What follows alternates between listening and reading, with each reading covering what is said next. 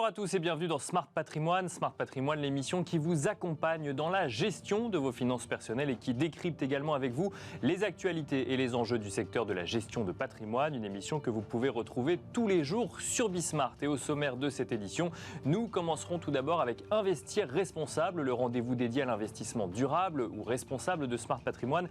Et en l'occurrence, nous nous demanderons ensemble comment intégrer les labels dans sa stratégie patrimoniale et nous reviendrons plus particulièrement sur les propositions de refonte du label ISR avec François-Xavier Seur, président fondateur du cabinet Terrae Patrimoine. Nous enchaînerons ensuite avec Enjeu Patrimoine, un enjeu patrimoine consacré lui à l'investissement immobilier et plus particulièrement à l'investissement dans l'immobilier de bureau. Les derniers chiffres publiés par Imostat montrent que les investissements dans l'immobilier de bureau ne sont pas au niveau de premier trimestre 2022 au premier trimestre 2023. Nous commenterons ces chiffres et nous tenterons de comprendre la dynamique en matière d'investissement dans l'immobilier de bureau, donc avec Éric Groven, responsable de la direction immobilière en France chez Société Générale, mais aussi avec Ghislaine Seguin, directrice générale déléguée chez Nexity Entreprises. On se retrouve tout de suite sur le plateau de Smart Patrimoine.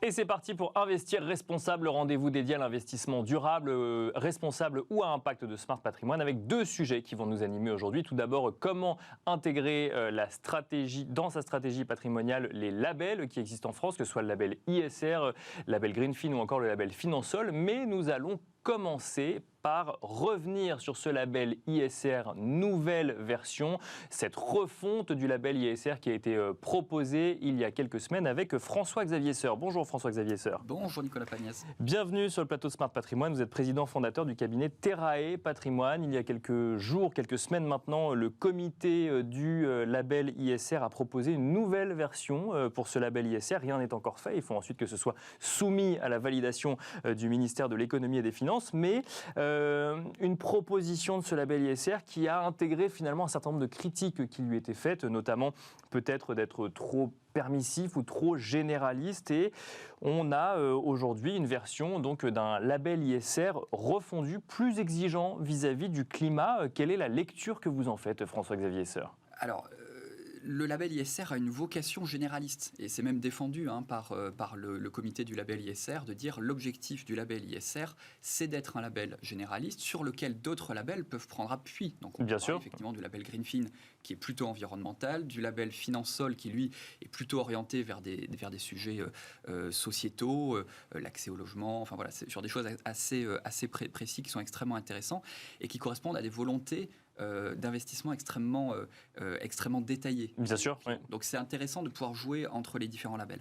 Le label ISR, il date de 2016 et il a beaucoup grossi en encours parce que beaucoup de monde a voulu se faire référencer parce que c'est aussi une manne, pour être très très clair, pour les sociétés de gestion, être labellisé ISR, c'est aussi pouvoir dire à son investisseur, si vous venez chez moi, je vais faire en sorte que votre argent ne soit pas placé n'importe comment, et ça correspond aux attentes de beaucoup de monde aujourd'hui. Bien sûr, et c'est une sorte de garantie quelque part de mise en place d'un certain nombre de critères ESG dans sa stratégie d'investissement, ou en tout cas en théorie, après dans la pratique, certaines critiques ont pu être émises sur le label ISR ancienne version. En pratique, Total Energy est la 5e valeur la plus achetée par les sociétés, par les fonds, par les sociétés de gestion qui sont labellisées investissement socialement responsable, et 80% des fonds ont des énergies fossiles, et 50% des fonds labellisés sont des fonds monétaires, quasiment 50%, donc qui ont un impact qui est quasi nul, puisque ce sont des obligations à 2-3 mois.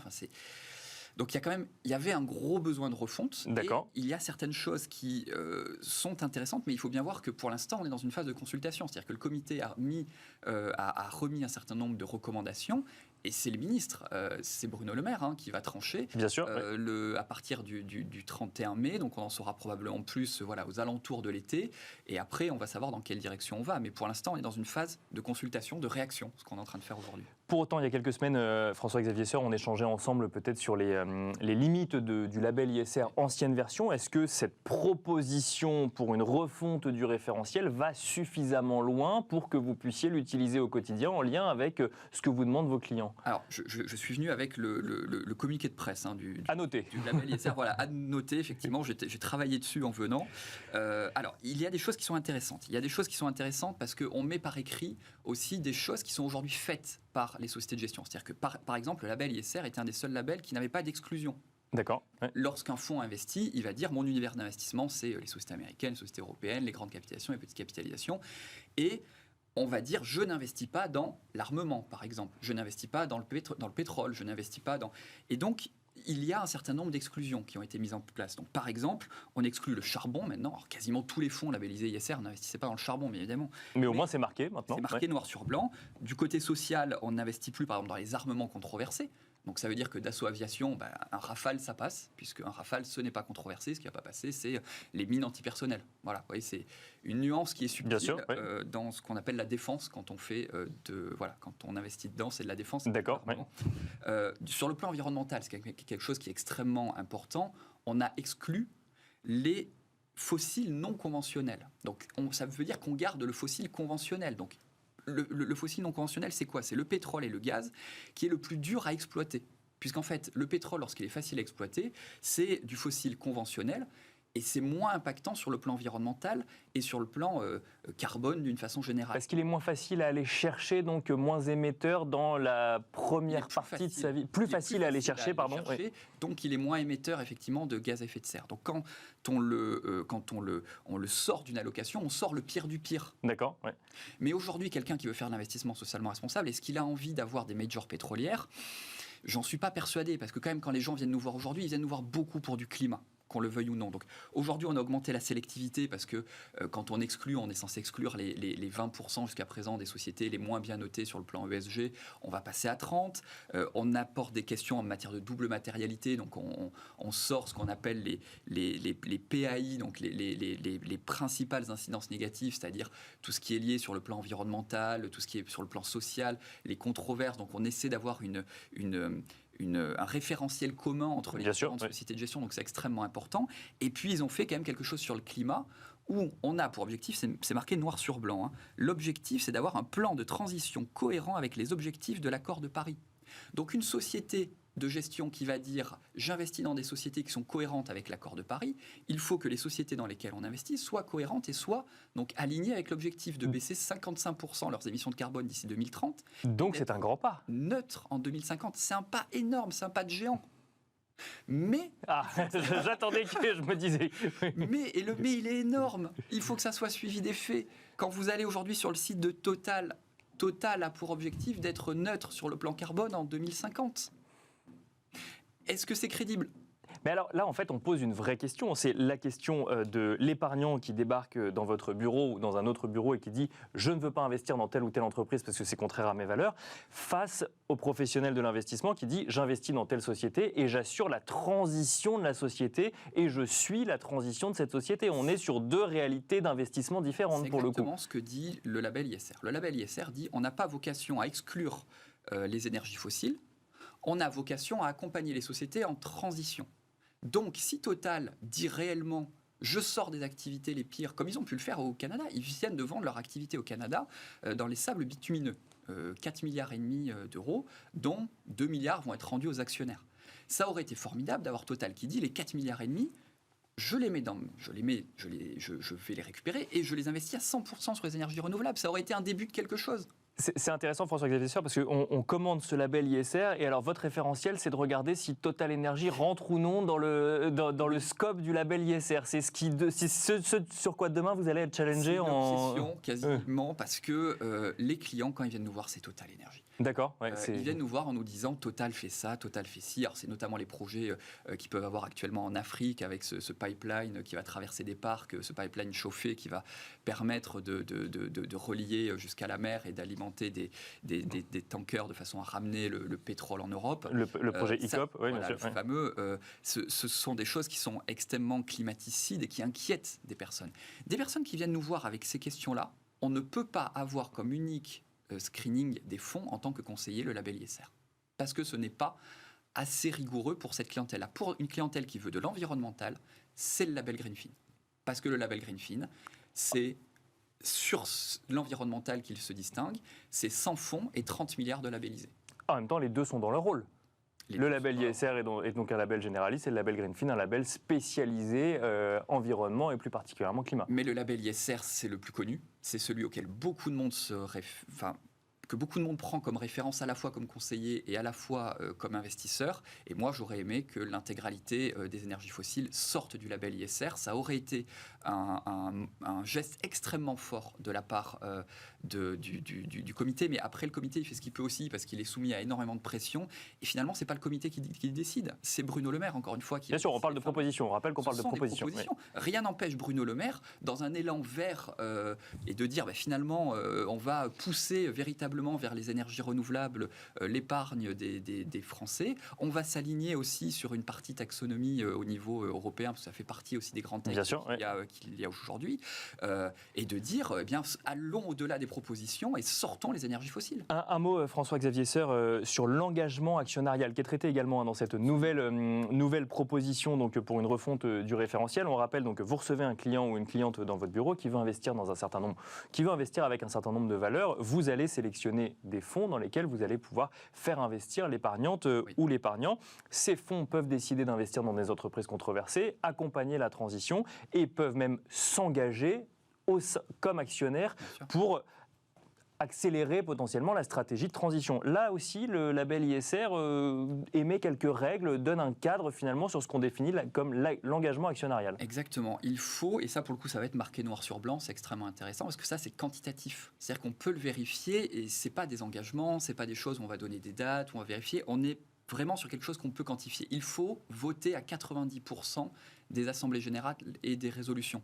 Donc ça, c'est extrêmement intéressant parce que c'est quantifiable.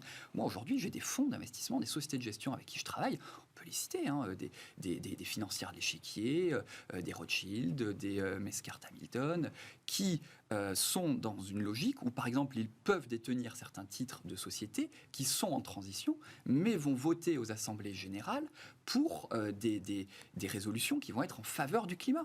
D'accord. Il y a beaucoup donc il ne suffit pas juste de dire j'accompagne la transition, c'est qu'il faut le prouver en allant voter effectivement les résolutions qui vont dans le sens de la transition de l'entreprise en question. Absolument. Il faut accompagner. On peut aujourd'hui avoir des sociétés qui ont cette nécessité d'avoir des investissements, d'avoir des investisseurs qui les suivent pour cette transition. Ça serait un mouvement fabuleux si on y arrivait. Et en attendant, on sait que pour finir sur Total, la dernière assemblée générale de Total, les résolutions climat ont perdu à 90% contre 10%. Merci beaucoup François-Xavier Serre d'être venu sur le plateau de Smart Patrimoine. Je rappelle que vous êtes président fondateur du cabinet Terra et Patrimoine. Merci beaucoup. On a passé beaucoup de temps sur le label ISR. On passera un peu plus de temps sur le label Greenfin ou Finansol une autre fois. Avec merci plaisir. En tout cas. Merci à vous également. Et on se retrouve tout de suite dans Enjeu Patrimoine. Et nous enchaînons avec Enjeu Patrimoine où nous allons à présent évoquer l'investissement dans l'immobilier de bureau. Nous allons tenter de comprendre ensemble quelle est la dynamique en matière d'investissement dans l'immobilier de bureau en 2023. Certains disent que l'immobilier de bureau est à la peine, d'autres disent qu'il est à l'arrêt. C'est le sujet qui va nous animer aujourd'hui et que nous allons commenter ensemble. Pour en parler, nous avons le plaisir de recevoir sur le plateau de Smart Patrimoine Ghislaine Seguin. Tout d'abord, bonjour Ghislaine Seguin. Bonjour. Bienvenue sur le plateau de Smart Patrimoine. Vous êtes directrice générale déléguée chez Nexity Entreprises. Nous avons le plaisir de recevoir également Éric Groven. Bonjour Éric Groven. Bonjour. Vous êtes responsable de la direction immobilière en France chez Société Générale. On va commencer avec vous, Ghislaine Seguin. J'ai un chiffre sous les yeux, moins 35%, qui correspond au volume d'investissement dans l'immobilier d'entreprise, donc à savoir bureaux, commerces, locaux d'activité et entrepôts. En 2023, par rapport à 2022, est-ce qu'il faut comprendre qu'on est toujours dans une situation d'attentisme en matière d'investissement dans l'immobilier de bureau en début 2023 ? Exactement, on est toujours dans une situation d'attente. Ce qu'on constate, c'est que la hausse des taux avait commencé à produire ses effets en 2022 et puis que finalement, on est toujours dans une période où les taux de financement continuent à augmenter. D'accord. Pour juguler l'inflation, sur laquelle on n'a pas tellement noté d'effet encore. Et bien sûr, en investissement en immobilier d'entreprise, on est extrêmement dépendant des taux de financement, puisque nos clients, ce sont les investisseurs et qui vont se financer sur les marchés. Donc actuellement, on est dans une situation où on a probablement une décompression des taux qui est encore à venir. Il y a un début de décompression des taux, mais je crois qu'on n'a pas atteint réellement ce qui devrait être au regard des taux de financement. Donc, dans cette situation, les investisseurs sont un peu bloqués puisqu'ils regardent la manière dont ça va évoluer. Ils souhaitent investir, mais ils deviennent extrêmement sélectifs. Les vendeurs, que ce soit d'actifs existants ou les promoteurs, sont aussi dans l'incertitude sur le prix réel de l'actif qu'ils détiennent. La hausse des taux entraîne une attente de baisse de prix, c'est ce que vous nous dites par exemple ? Forcément, oui. Puisqu'en fait, les investisseurs qui vont sur le marché, chercher de la dette pour financer leurs acquisitions, ils la payent beaucoup plus cher Bien sûr, donc ils veulent répercuter cette hausse du coût quelque part. Oui, c'est même pas qu'ils veulent, c'est qu'ils en ont besoin, puisqu'ensuite eux-mêmes servent des rendements à leurs porteurs de parts, pour les SCPI ou à leurs actionnaires. Et il faut bien que le rendement continue à avoir l'effet qu'ils en attendent. Est-ce qu'il faut s'inquiéter aujourd'hui du niveau d'investissement dans l'immobilier de bureau ? On évoquait sur ce plateau avec Éric Greven d'ailleurs une fois précédente, une année 2023 en deux moments, un premier semestre qui potentiellement serait encore un peu compliqué avant un marché qui repartirait au second semestre de l'année. Est-ce qu'on est toujours dans ce scénario-là ? Alors, je dirais que traditionnellement, dans cette période qu'on vit, où on est sur un effet d'attentisme, on remarque que les premiers semestres sont particulièrement bas et puis que souvent, au second semestre, il y a quand même de la collecte pour les SCPI ou quand même des capitaux à investir et qu'il faut bien les investir. Donc, effectivement, c'est possible que le deuxième semestre soit un peu plus animé que le premier. Malgré tout, je ne pense pas que 2023 soit une année extraordinaire. Ce ne sera pas une grande année de l'immobilier de bureau. Je ne pense pas, non. On sent de la prudence quand même quand vous évoquez effectivement ce sujet. Éric Greven, même question, est-ce qu'il faut s'inquiéter du niveau d'investissement dans l'immobilier de bureau qu'on constate sur le premier trimestre 2023 ? Alors moi, s'inquiéter, je crois que non. Très clairement, l'activité est fortement ralentie, mais l'immobilier, les taux d'intérêt ne font pas bon ménage entre eux, comme l'a très bien expliqué Ghislaine. Et pour cette raison-là, on va avoir une année à front renversé par rapport aux années précédentes. En général, les transactions se font sur les 3 premiers trimestres de l'année, et puis quand les investisseurs ont terminé leur programme, la fin de l'année est en roue libre. Là, cette année, probablement que les investisseurs qui devront procéder à des arbitrages sur leur portefeuille attendront le dernier moment pour lâcher de la valeur, ce qui fait que la fin de l'année pourrait être plus active que le début. Mais dans l'ensemble, le retard qui sera pris à l'allumage de 2023 ne sera de toute façon, de mon point de vue, pas rattrapé. Ça n'est pas très grave, parce que n'oublions quand même pas que nous venons d'une période de 5 ans qui avait été très favorable à l'investissement en dehors des années Covid, et que donc globalement, ne jamais oublier non plus que, comme tous les marchés, le marché de l'immobilier, et en particulier de l'investissement, est cyclique. Et de ce fait, c'est drôle de le dire, mais on est dans un cycle un peu moins bon. Ça descend et ça remonte. Là, on est en train plutôt de redescendre, mais ça repartira. Ce qu'on peut lire sur le sujet, c'est qu'on est vraiment dans une phase d'attente avec des prix qui restent hauts et des acquéreurs ou des investisseurs qui attendent que les prix baissent avant de se positionner. Est-ce qu'il faut craindre, alors effectivement, je suis peut-être un petit peu alarmiste, ou en tout cas, est-ce qu'il faut s'attendre à une correction des prix sur un certain nombre d'immobiliers de bureaux ? Alors oui, mais pour plusieurs raisons. D'abord, sur le scénario de taux, les avis divergent, puisque dans sa lutte contre l'inflation, la politique monétaire des banques centrales n'a pas nécessairement épuisé son potentiel de hausse, et on parle encore de 50 points de base de hausse des taux à venir d'ici la fin 2023, avant une décompression de 150 points de base en 2024. Tant que les taux ne sont pas stabilisés avec une perspective de détente, même si on voit sur certaines maturités un peu de décompression, les investisseurs vont rester frileux. Ceux qui seront obligés de vendre, vendront évidemment dans des conditions un peu moins bonnes, mais l'amplitude de la baisse et sa durée sont impossibles à prévoir aujourd'hui, parce que il n'y a pas un marché de l'immobilier, mais des marchés de l'immobilier, en fonction de la qualité du bien, en fonction de son emplacement, en fonction de ses performances énergétiques. Il y a énormément d'éléments qui vont être partie prenante du prix, et donc les prévisions sont assez difficiles à faire. On parle d'une fourchette de 5 à 15% de baisse. On verra bien en fonction du scénario de taux qui qui se dessinera à ce moment-là. Ghislaine Seguin, c'est vrai que ce que nous dit Éric Groven, c'est ce qu'on entend assez souvent, c'est qu'il n'y a pas un marché de l'immobilier de bureau, mais plusieurs marchés de l'immobilier de bureau. Alors il y a effectivement l'emplacement, il y a la rénovation énergétique potentiellement des biens et les coûts qu'il va y avoir à supporter. Est-ce que il faut du coup être beaucoup plus attentif quand on est épargnant sur la localisation, sur le niveau de rénovation énergétique des biens? Est-ce qu'on peut avoir cette information en tant qu'épargnant particulier? Oui, alors c'est important. Alors ça l'est aussi bien d'ailleurs dans le résidentiel maintenant que dans l'immobilier de bureau. Bien sûr, puisque, avec oui, c'est les mêmes DPE, dynamiques finalement. Voilà. On a aussi le diagnostic de performance énergétique. Donc oui, quand on est épargnant, je pense qu'il faut bien lire les brochures des organismes de placement dans lesquels on investit son argent. En période de crise, il y a une chose est certaine, c'est que les investisseurs se recentrent sur les actifs les plus qualitatifs. Donc aujourd'hui, quand on parle de crise de l'immobilier de bureau. On peut parler de crise de l'immobilier de bureau aujourd'hui ? Il y a un début de crise, parce qu'on voit bien quand même que c'est bien bloqué et qu'il y a quand même pas mal de... Tout ça est bien grippé. Mais dans cette période, on remarque quand même que tous les actifs qui sont centraux, qui sont bien placés, bien connectés au transport en commun, qui sont des actifs neufs, vertueux, sur le plan de l'environnement, ceux-ci n'ont aucun problème à trouver preneur. D'accord. Quand on regarde, mais il y en a beaucoup des biens comme cela sur le marché aujourd'hui ? Il y en a quand même et ils continuent de se construire. Alors ce qui est sûr, c'est qu'au centre de Paris, il y en a peu.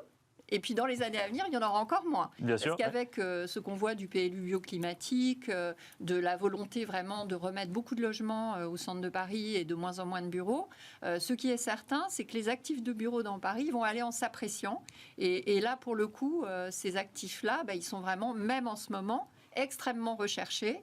Et on a même un manque d'offres, puisqu'on est en plein centre de Paris, et quasiment dans tous les arrondissements, peut-être à l'exception du 19e et du 20e, mais sur les autres arrondissements, on est vraiment sur un taux de vacances qui est extrêmement faible. Et Éric Groven, alors là, effectivement, on a parlé j'ai envie de dire, des immeubles les mieux placés, ou en tout cas les plus intéressants. Que va-t-il advenir des autres immeubles, de ceux qui sont peut-être un petit peu moins favorisés par les dynamiques et les bouleversements qui sont en cours ? Alors d'abord, la correction de valeur sur les immeubles les moins bien valorisés risque d'être assez sévère. Il faut bien s'en rendre compte, parce que ce phénomène de flight to quality qui fait que les investisseurs se tournent plutôt vers des biens de qualité. Ça, c'est vrai pour le quartier central des affaires. D'ailleurs, il faut quand même se rendre compte que sur certaines valeurs locatives, on dépasse les 1 000 euros du mètre carré par an, ce qui est une valeur quand même qui continue à monter, ce qui est quand même assez contre-intuitif avec la notion de crise de l'immobilier. Alors, ces immeubles qui sont soit mal situés, soit obsolètes, ils devront être transformés. Transformer en quoi ? Si on peut les transformer en logement, on essaiera de le faire, mais ça n'est pas toujours possible, ni techniquement, ni financièrement, parce que les opérations ne tournent pas toujours en fonction des circonstances même dans lesquelles l'immeuble initialement a été construit.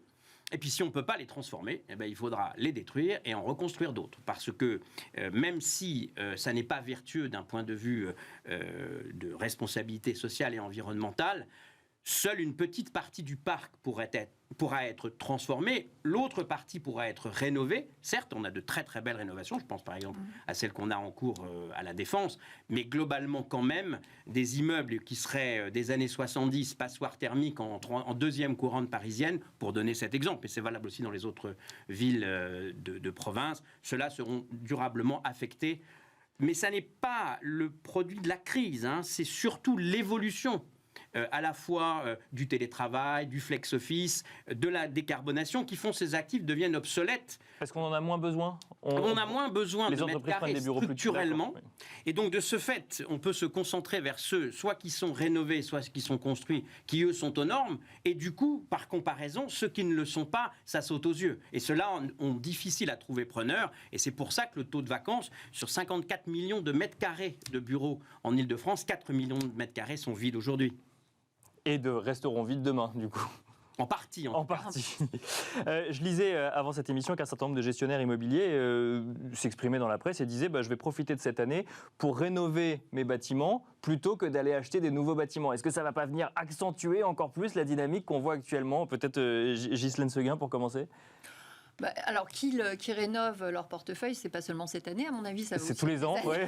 qui vont revenir, parce que les obligations deviennent quand même assez drastiques. Donc, ce marché-là, il va se poursuivre. Moi, je ne pense pas que ça va atteindre l'immobilier neuf plus, Bien sûr. parce que nous, on construit, on est promoteur, donc forcément, on fait de la réhabilitation, mais on fait aussi de l'immobilier neuf. Et ce qu'on constate, c'est qu'il y a toujours quand même une forte demande d'immeubles qui sont neufs parce qu'ils sont extrêmement bien configurés, qu'on arrive à implanter des services, qui aujourd'hui est très important pour ramener, parce qu'on parlait du télétravail, mais il y a quand même des entreprises qui veulent aussi ramener leurs salariés Au bureau, bien sûr. au bureau, parce Ouais. que c'est important pour la vie de l'entreprise, pour l'esprit d'entreprise. Donc, on voit que ces immeubles neufs, ils ont vraiment quand même beaucoup d'attrait. Vous voyez qu'il y a encore une transaction qui s'est faite à Lyon. AEW a acheté le siège d'Enedis. C'est une transaction de 100 millions d'euros, quand même une transaction qui fait référence sur le marché lyonnais. Donc, je ne suis pas très inquiète pour les immeubles neufs. On peut être un peu plus inquiet sur les immeubles neufs dans certains quartiers. Donc, Bien on sûr, le disait, ouais. en périphérie, peut-être au nord de l'Île-de-France, etc. Mais sur les immeubles neufs bien placés, je pense qu'on n'aura pas de sujet. D'autant que la demande locative est quand même assez vive. Ça, c'est aussi ce qui change par rapport aux autres crises. C'est qu'en fait, il y a plus une crise aujourd'hui de l'investissement qu'une crise de la demande locative. Rapidement, côté épargnant particulier, Éric Groven, est-ce que quand on est détenteur de parts de SCPI, par exemple, ou d'autres véhicules d'investissement, on peut craindre une petite crise de liquidité pour l'année 2023 si on a du mal à acheter et vendre des immeubles ? Alors, les gestionnaires de SCPI se trouveront face à cette difficulté. C'est pour ça que certains arbitrages d'actifs pourraient se faire dans des conditions difficiles. Mais si vous regardez quand même les taux de rendement qui ont été servis jusqu'à présent, je pense que ce marché-là, pour l'épargne des Français, reste un marché porteur. Donc, il faut là, pour le coup, avoir bien choisi sa SCPI au départ. Bien sûr. De multiples émissions. Ou son gestionnaire, oui. Voilà, parle de ça. Une fois que c'est fait, il y a un trou d'air incontestable, puisque là, pour le coup, certains fonds arriveront à maturité ou certains actifs devront être cédés. Ce sera sans doute une période un tout petit peu plus difficile, mais la collecte des SCPI a continué de très bonne façon. Ça Donc, continue à convaincre. En fait, fondamentalement, les Français aiment la pierre. Et la SCPI présente beaucoup d'attraits en dehors du risque de capital, mais qui existe pour tout placement avec un certain rendement, et puis également par le fait qu'elle ne vous oblige, à la différence d'un investissement direct, à aucune difficulté de gestion quotidienne. Donc ça explique pourquoi les Français restent attachés à ce type de placement. Et puis quand on regarde le rendement comparé de ce type de placement par rapport aux autres, on voit que pour ceux qui s'y intéressent, ça reste un bon placement. Merci beaucoup Éric Groven, responsable de la direction immobilière en France chez Société Générale, d'être venu sur le plateau de Smart Patrimoine. Merci également Ghislaine Seguin, directrice générale déléguée chez Nexity Entreprises. Merci à vous de nous avoir suivis et je vous donne rendez-vous très vite sur Bismart.